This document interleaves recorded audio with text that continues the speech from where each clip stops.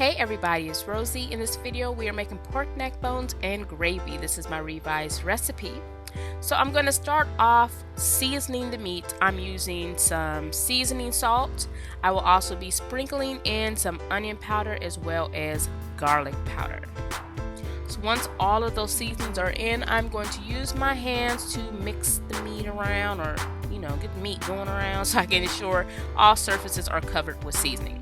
So now I'm going to place my neck bones into my pan here, pan or pot, whatever you want to use.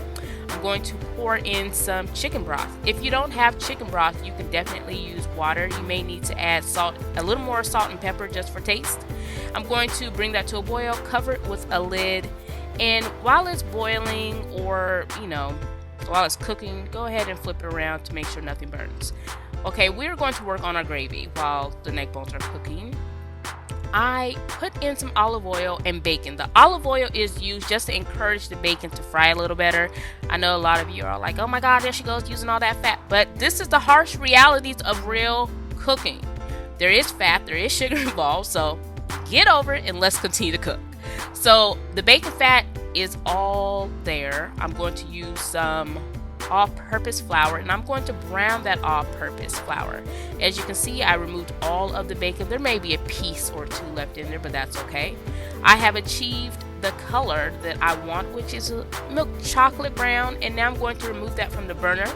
Take the lid off my neck bone pan here, and I am going to pour or place the flour into the pan, and that is going to make the gravy.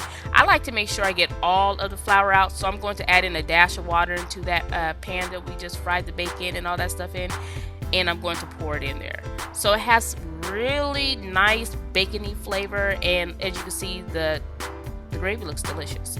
So that's it. Very easy, simple, and it's actually quicker than my oven neck bone recipe. Go ahead and dish those neck bones out. I'm going to serve this along with some greens and my corn cakes. Let's see, okay, I think that's enough for this person. So 3 neck bones. You can add some more gravy on top if they like a lot of gravy, and there is your finished look. Again, don't forget to serve this with my corn cakes. I want to thank you all for watching. Don't forget to comment, rate, and subscribe. Later.